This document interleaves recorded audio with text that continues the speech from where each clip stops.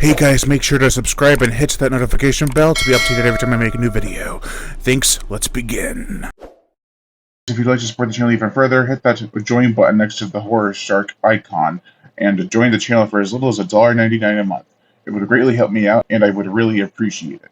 You can get perks, so definitely check it out and let's get started. The reptile exploded through the city street as if it were made of styrofoam. Oh wait.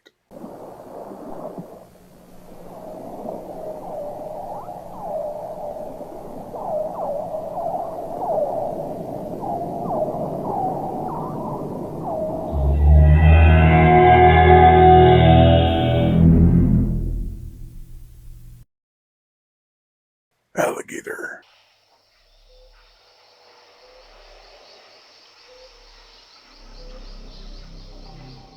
This is the 1980 creature feature, directed by Louis Teague, who also directed Cujo, and it was written by John Sayles, the writer of Piranha and The Howling.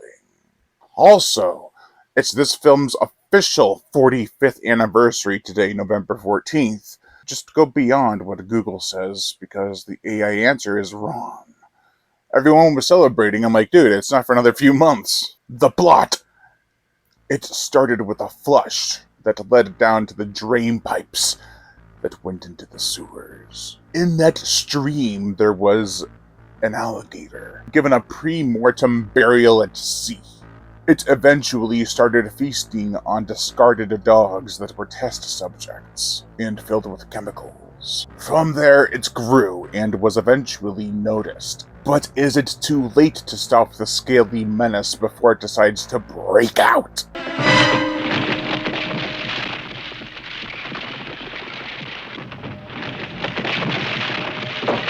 Back in the early 2000s, I saw this on the good old days of Sci-Fi Channel. It had a profound effect on me. It was not really that scary, but it was creepy. It was dark, moody, atmospheric. Those elements are still there, but I grew older, obviously, and started picking up on the humor. The only joke that got me from the get-go was the toe gag. Shit still gets me. We got a big toe in the morgue once. Nothing else, just a big toe. But we figured out who it was. Had a funeral and everything. It's been a pretty small casket. This had a creepy idea that was still in the public's subconscious. What if there were alligators in the sewers? Of course, people went to capitalize on it, and in that we got Alligator. To me, it was scarier than Jaws. I'm just glad I had him to grab onto. I cannot believe this movie. It just scared me to death. I thought my heart would stop. You're just on the edge of your seat. Really a thrilling experience. I must have jumped a mile. It comes up through the sidewalk. I almost died. Sayles was not only a good writer, but a quick writer. Although I can't help but imagine him getting wide-eyed with glee at some of the scenes he jotted down. The ideas are amazing in this film, and they are executed very well. For the characters, we have Detective David Madison, played by Robert Forster, from Vigilante, Walking the Edge, and The Wolf of Snow Hollow. The character has more going on than just a receding hairline. He saw something down in the sewers that had and will eat again. There you go, unroll it one more. That's it. At first, no one took him seriously, but then when overwhelming evidence comes into play, they quickly change their tune. I always enjoyed watching Forster as an actor. He has a kind face and a deep voice, as well as a charisma that would not be out of place for a door-to-door salesman, which he actually was before he was an actor. He sold vacuums. God bless ya. I used to be a left-hander, there may be a right-hander. I wanted to be a priest, they made me into a cop. You want to blow the joint up? I don't care what you do.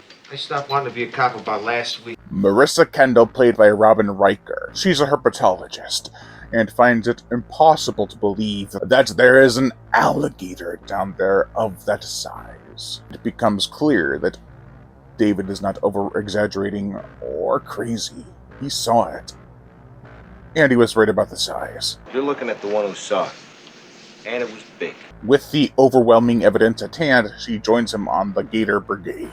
Chief Clark, played by Michael V. Gazzo, is not only David's superior, but his friend. He finds it hard to believe the monster story, but is quickly convinced. Huh? Holy shit. What do you think, Chief? You believe me now? Gazzo has a great raspy voice, as well as eyebrows that are the same size as his freaking mustache. Colonel Brock, played by Henry Silva from Escape from the Bronx, Code of Silence, and Above the Law, is a big game hunter brought in to dispose of the Gator. He is arrogant and has no idea what he's getting himself into. The scene where he refers to some black street thugs as natives is a humorous reflection of the time. Every expedition needs its barons, native guides. Come on, let's split.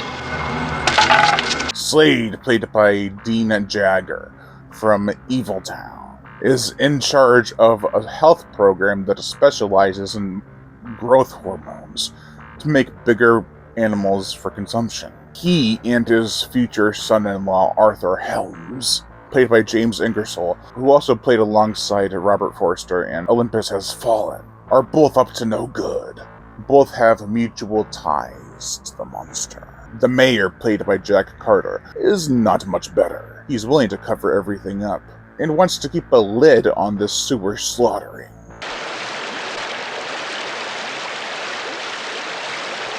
Unlike John Sayles, I found the film had more creepy moments beyond the 30-minute mark.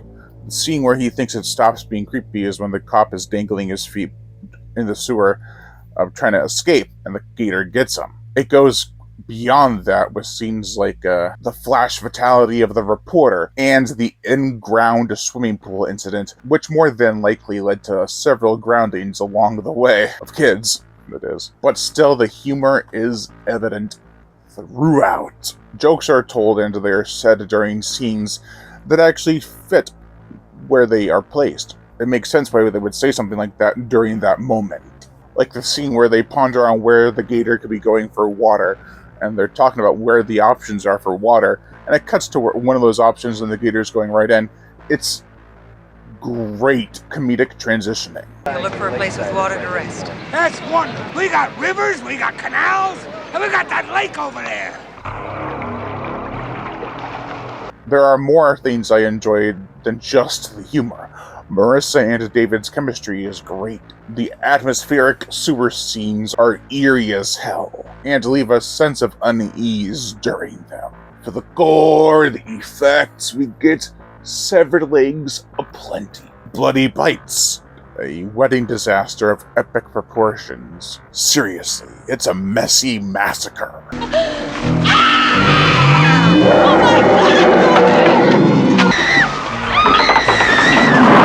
The animatronic alligator is actually 36 feet long, and it was carried around by two strong-legged men, one in the front and one in the rear. The rear-gator. Even though the producers knew that Steven Spielberg had trouble with the shark in Jaws, the animatronic, they still took that chance, and it paid off well. You get to see the alligator a lot. Miniatures were used during scenes like where the alligator is walking down the street. It still holds up in my opinion. For the motion picture soundtrack, Craig Hudley composed some cheesy music for this film. Even though the driving synth and electric piano work is moody and sometimes a bit over the top, it works more times than not. I think some of the score was also used in Kingdom of the Spiders. Overall, I freaking love this movie. It's no coincidence that my two favorite 70s or early 80s Jaws ripoffs were written by the same guy. It's clear as day. It's not a certified classic, but it holds up in more places than not. The actors take everything seriously, even when trying to ham it up. The story is solid, as are the music and effects. It all fits together perfectly. The movie is not one big joke like it could have easily been. Damn it! He's not hiding in the bushes! That's gonna do it for this video, guys. You have been watching The Horror Shark. Make sure to like, comment on, as well as share this video. Join my channel as a member. You'll get perks. It's going to be a lot of fun. Also, hit that notification bell to be notified every time I make a new video. And as always, subscribe. It's the Gator Call. Your alligator is a very romantic creature. Listen. And that will attract another alligator? Well, I'm hoping so. I'm counting on it.